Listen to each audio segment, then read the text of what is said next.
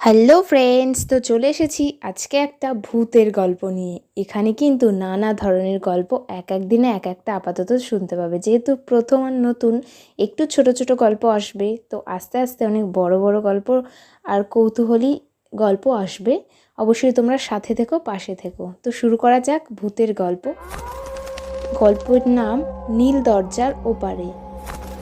রাত তখন 8টা। শহরের কোলাহল থেমে গেছে। অর্ণব এক তরুণ সাংবাদিক, ঢাকায় নতুন চাকরিতে যোগ দিয়েছে। অফিস থেকে ফিরে পুরানো ঢাকার এক ভাড়া বাড়িতে উঠেছে কয়েকদিন হলো। 3তলা বাড়ির 3 নম্বর তলায় সে একাই থাকে। বাড়িটা পুরনো, দেয়ালে ফাটল, ছাদে ছারপোকা, আর রাত হলেই অদ্ভুত শব্দ। কখনো যেন কেউ হাঁটে, কখনো আবার ফিসফিস করে কথা বলে। প্রথম দুদিন ভাবলো পুরনো বাড়ি, এমন শব্দ হতেই পারে।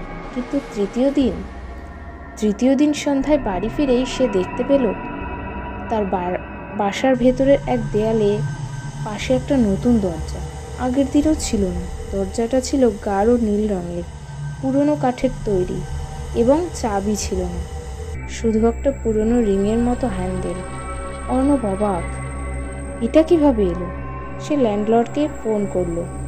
এই বাসায় তো এমন কোনো দরজা থাকার কথা না, তুমি ঠিক দেখছো তো? অর্ণব বুঝে গেল কিছু একটা গোলমাল আছে। সাহস করে দরজার হ্যান্ডেলে হাত দিল। ঠান্ডা ধাতুর ছোঁয়ায় হাতটা যেন জমে গেল। তারপর ধীরে ধীরে দরজা খুলল। দরজার ওপারে ছিল অন্ধকার, নিশ্চিম, গাঢ়, নিঃশব্দ অন্ধকার। অর্ণব মোবাইলের টর্চ জ্বালালো। দেখা গেল একটা সরু করিডোর, দেয়ালের স্যাঁতসেঁতে ছোপ, ছাদ থেকে ঝুলছে জাল। সে ভাবল এই অংশটা বুঝি আগে বন্ধ ছিল, বা কেউ ব্যবহার করতো না। সে এগোতে লাগলো। চারিদিকে অদ্ভুত নীরবতা, যেন শব্দও ভয় পায় এখানে আসতে। হঠাৎ অর্ণব টর্চের আলোয় দেখতে পেল একটা ছোট মেয়ে দাঁড়িয়ে আছে করিডোরের একপাশে। সাদা জামা, খোলা চুল, মুখটা নিচু। অর্ণব চমকে উঠল। কে তুমি? মেয়েটা কিছু বলল না, ধীরে ধীরে মাথা তুলল। আর তার